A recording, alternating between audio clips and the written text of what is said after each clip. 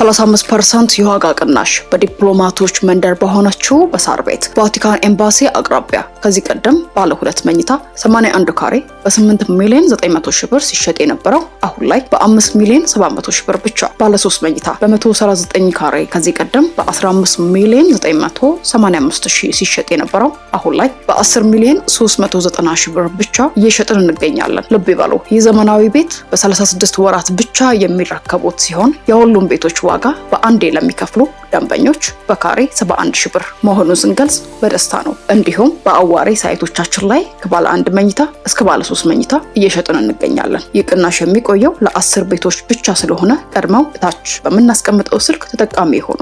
ቴምር ሪል ስቴት። ወደ ፕሮግራሞቻችን ወደ መረጃዎቻችን እናልፋለን።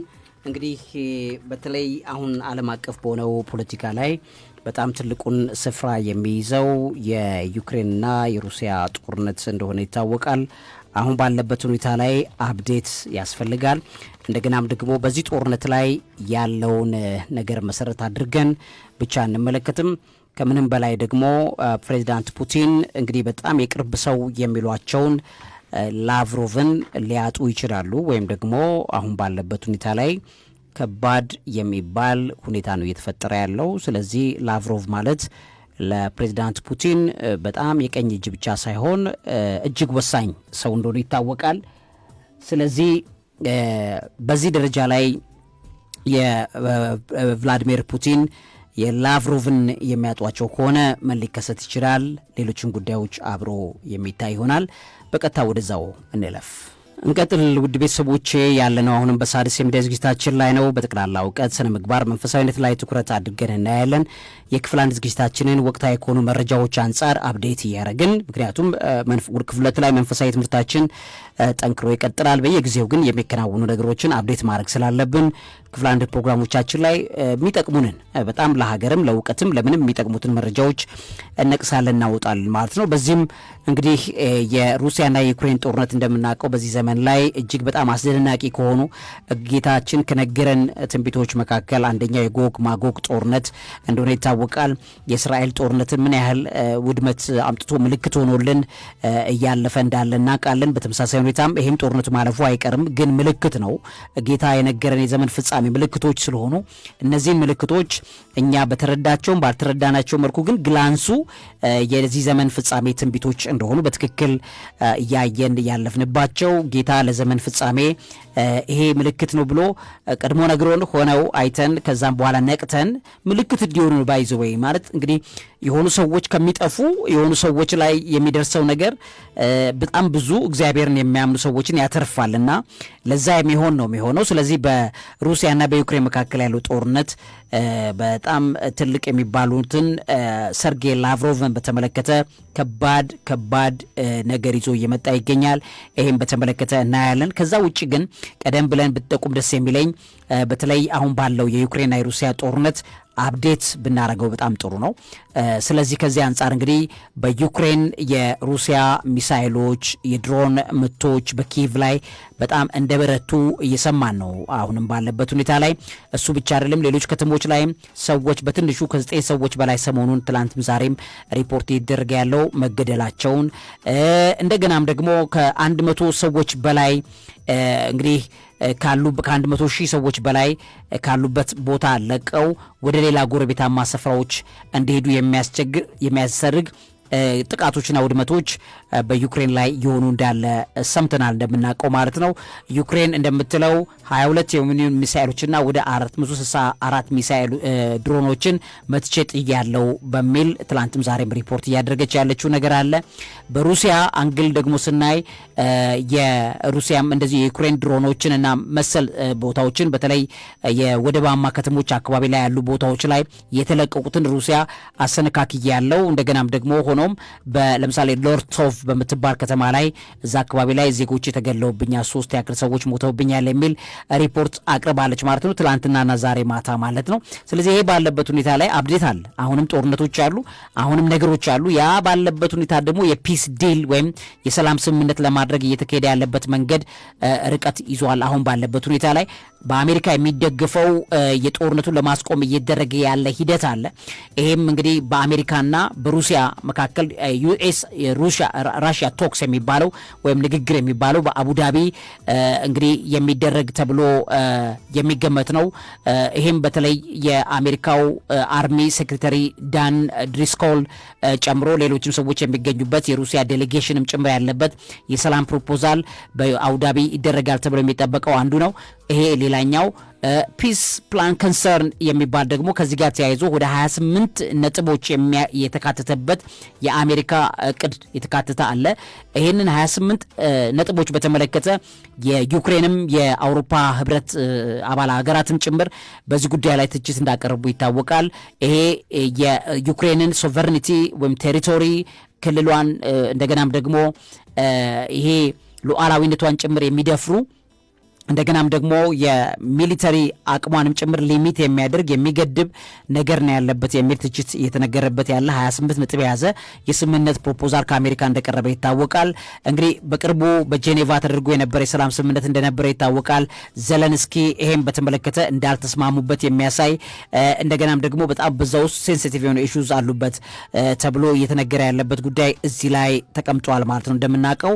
ከዛ ውጭ እንግዲህ የክሬምሊን ፖዚሽንን ወይም ደግሞ ሩሲያን ያለችበትን ሁኔታ በዚህ ጉዳይ ላይ ያለውን አቋሟን በተመለከተ የአሜሪካው የሩሲያ የውጭ ጉዳይ ሚኒስትር ሰርጌይ ላቭሮቭ እንግዲህ እንደተናገሩት ከሆነ ይሄ በተለይ በፕሬዚዳንት ፑቲንና በፕሬዚዳንት ትራምፕ መካከል ያለውን ነገር በተመለከተ ቶኩ ንግግሩ የሁለቱን ስፒሪት ነው ሊገልጽ የሚገባው የሚል ነው። ሁለቱ መካከል ያለው ነገር እንደምንም ብሎ ፕሬዚዳንት ትራምፕ ለፑቲን አሸናፊነት እንዲሆን በጣም ብዙ ትግል እንዳደረገ ይታወቃል ሰውየው።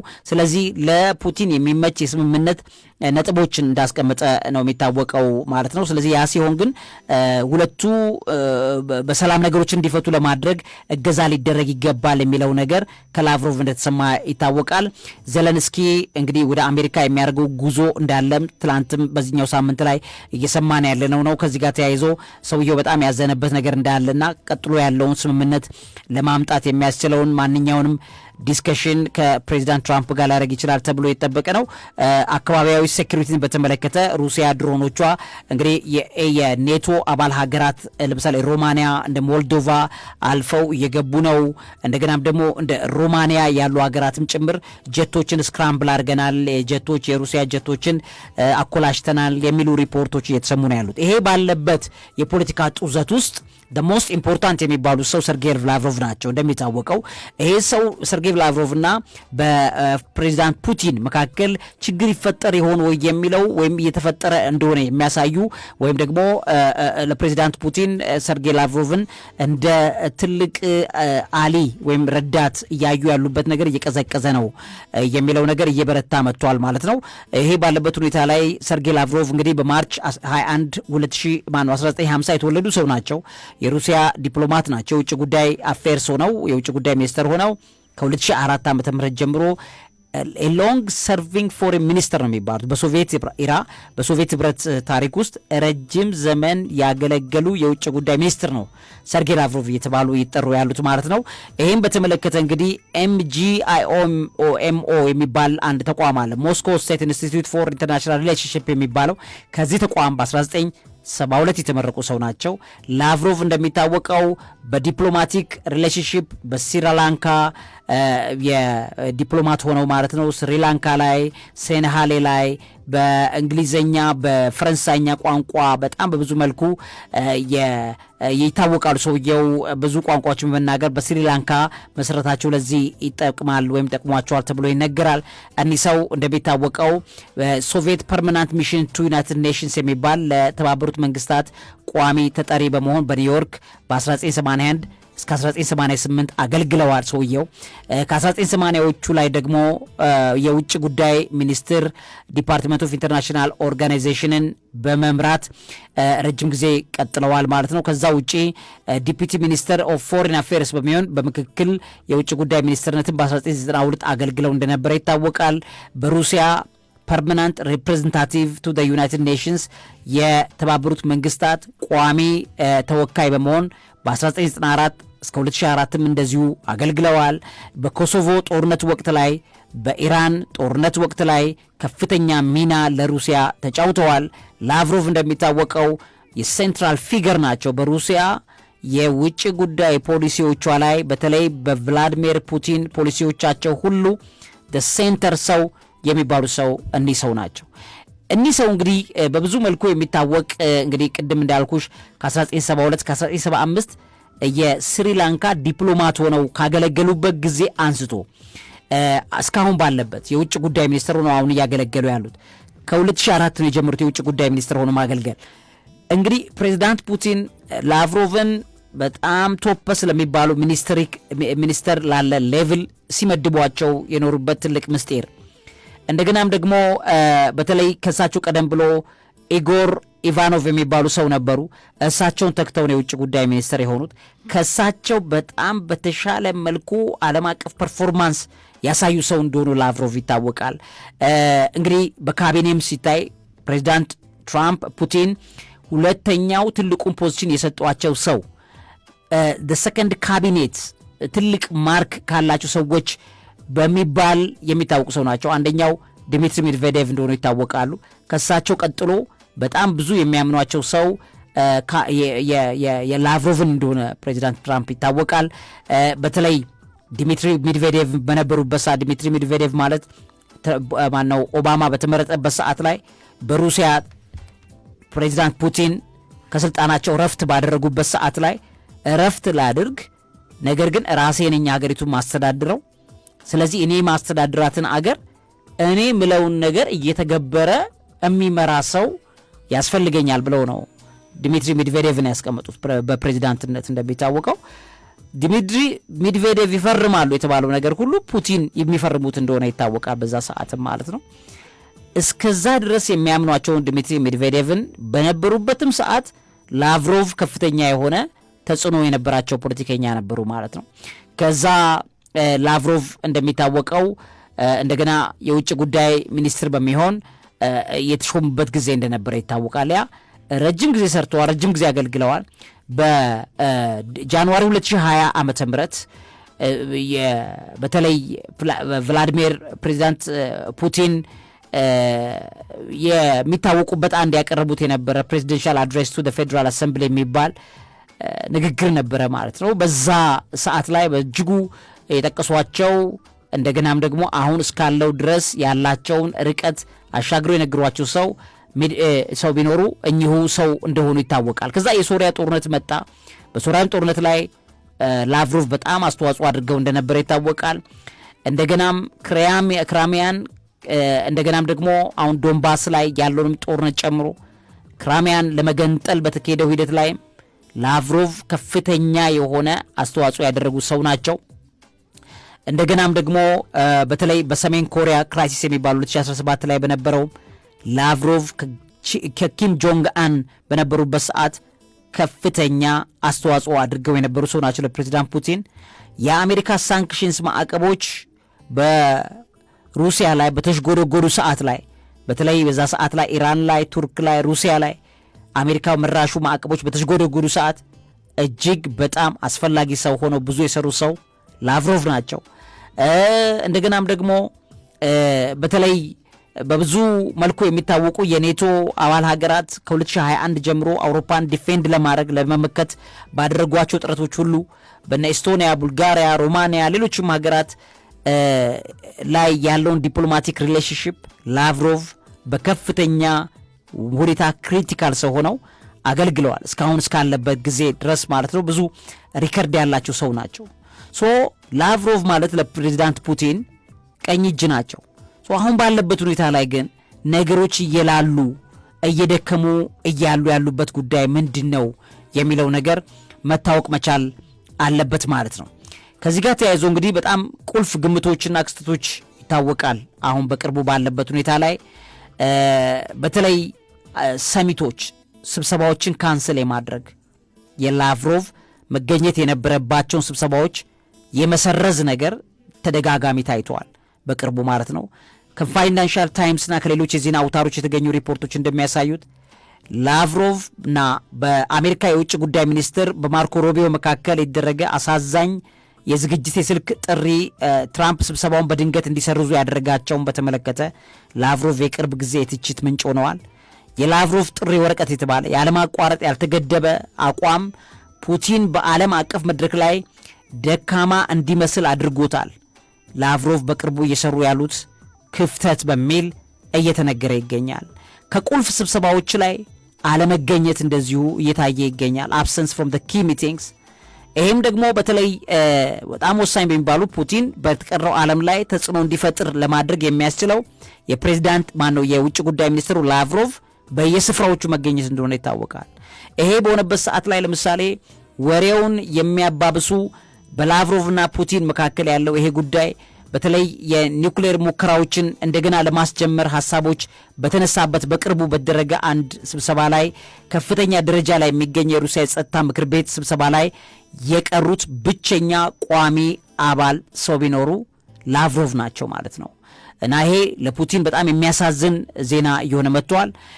ሌላኛው ምሳሌ ለምሳሌ የጂ20 ልዑካን ለውጥ ላይ ነው። የጂ20 ዴሌጌሽን ቼንጅ የሚባል እንግዲህ እዚህ ቦታ ላይ ፑቲን በደቡብ አፍሪካ በሚካሄደው የጂ20 ሰሞኑን የተካሄደው ማለት ነው በዛ ጉባኤ ላይ የሩሲያ ልዑካንን ቡድኑን እንዲመሩ በተለይም ደግሞ ጁኒየር ባለስልጣናት የሆኑትን ማክሰም ኦሬሽኪን የሚባሉ ሰው ነበሩ። እኒህ ሰው ነው ሾሞ የላኩት በጂ20 ላይ መገኘት የነበረባቸው ላቭሮቭ ነበሩ። ይሄም ፑቲን መገኘት በማይችልበት ጊዜ በተለምዶ የሚገኙት ማን ነበሩ? ላቭሮቭ ነበሩ። ነገር ግን አሁን ሌላ ሰው ኦሽኒክን ሾሞ መላካቸው ችግሮች እየተጋጋሙ መሆኑን የሚያሳይ እንደሆነ እየታወቀ ይገኛል። እንደገናም ደግሞ ኢንተርናል ክሬምሊን ኢንተርጊው የሚባል ችግር አለ። የውስጥ የክሬምሊን ውስብስቦች የሚባሉ ምንጮች እንደሚጠቁሙት ላቭሮቭ በውጭ ፖሊሲ ላይ ያላቸው ትክክለኛ ተጽዕኖ ቀድሞ ከነበረው እየቀነሰ መጥተዋል። እውነተኛ የውሳኔ አሰጣጥ በክሬምሊን በሩሲያና በወታደራዊ ስለላ አገልግሎቶች ላይ ያተኮረ ክፍተትን እንዲፈጠር አድርገዋል በሚል ሪፖርቶች እየተሰሩ ነው። በተጨማሪም ከትራምፕ ቡድን ጋር የኋላ ቻናል ውይይቶችን ሲያስተናግዱ የነበሩት የሩሲያ ሉዓላዊ ሀብት ፈንድ ኃላፊ የሆኑት ኪሪል ዲሚትሪቭ የሚባሉ አሉ። እንደገና ኪሪል ዲሚትሪቭ መካከል በእነዚህ ሰዎች መካከል የስልጣን ሽኩቻና የግል ጥላቻ እንዳለ የሚያሳዩ ከላቭሮቭ ጋር በኪሪል ዲሚትሪቭና በላቭሮቭ መካከል ሽኩቻ እንዳሉ እየተነገሩ ያሉበት ነገር እየጎላ መጥቷል ማለት ነው። ይህም በተመለከተ እንግዲህ ከጊዜ ወደ ጊዜ እየጨመረ ያለው ነገር የሚያሳየው ነገር ኦፊሻል ሪስፖንስ ወይም ደግሞ ግልጽ የሆነ ቤተመንግስታዊ ምላሽ በዚህ ዙሪያ ላይ እንዲሰጥ አስገድዷል ማለት ነው። በዚህም የተነሳ ክሬምሊን የቃል አቀባያቸው ዲሚትሪ ፔስኮቭ ይባላሉ ሲናገሩ ምን አሉ? በእነዚህ ሪፖርቶች ውስጥ ምንም እውነት የለም እና ላቭሮቭ በእርግጥም የውጭ ጉዳይ ሚኒስተር ሆነው ማገልገላቸውን ቀጥለዋል የሚለው ንግግር አሁን ባለበት ሁኔታ ላይ ችግር አለ ማለት ነው። ምክንያቱም ያው ፎርስ ፍላጉሌ በፖለቲካ ላይ ይታወቃል። እንዲህ ቀጥለዋል እንዲሆነዋል የሚለው ነገር ካለ ከውስጥ ችግር አለ ማለት ነው የሚለውን ነገር አጋግሞ እያሳየና በንቀት ጉዳዩን አለመመልከቱ የሩሲያ መንግስት ችግር ውስጥ ለውስጥ እንዳለ በትክክል ያሳያል።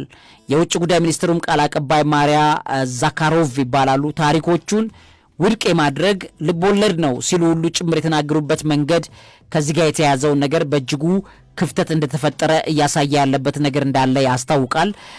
እንግዲህ ኦፊሴላዊ በሆነ መልኩ የመካድ ጉዳይ እንዳለ ይታወቃል። ዲናያል አለ።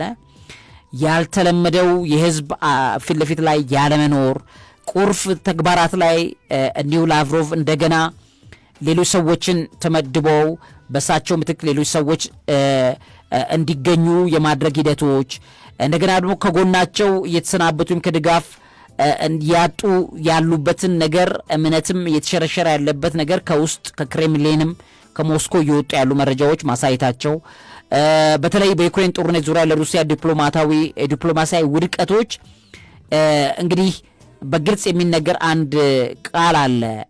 ስኬፕ ጎት የሚባል ጉዳዩን በመሸወድ የማለፍ መንገዶች ወይም በማጭበርበር የሚያሳልፍ የፍየል ባህሪ የሚል አይነት ማለት ነው ስኬፕ ጎት እና ለዛ ለሩሲያ ዲፕሎማቲክ ፌይሊየር የሩሲያ ዲፕሎማቲክ መዋዠቅ ላይ በጣም ብዙ ተደጋጋሚ ሪከርዶች ላቭሮቭ እያሳዩ ነው።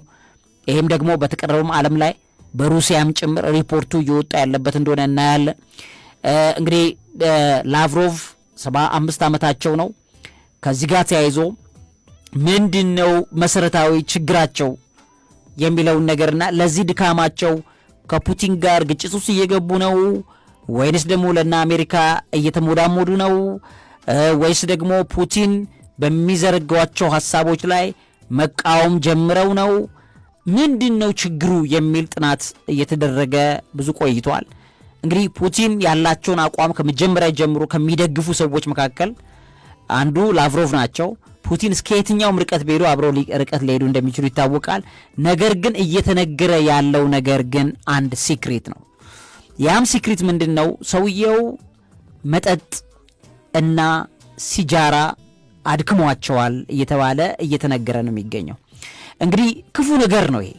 ብዙ ጊዜ ሰዎችን እስከ ህይወት ፍጻሜ ያላቸውን ቋሚ ጠላት ከሚሆኑ ነገሮች መካከል ሱስ ነው እና ሰውየው ያላቸው ፐርፎርማንስ ላይ ሱስ እጅግ እየጎዳቸው እንደሆነና በዛም ደግሞ ወደ ቭላዲሚር ፑቲን የሚደረገውን የቭላዲሚር ፑቲንን ተጽዕኖ በእጅጉ ማስኬድ የሚችል ምክንያቱም ሰውየው እጁን ቦክስ ዘስ ሲለው የሚሰነዝር ነው ላቭሮቭ።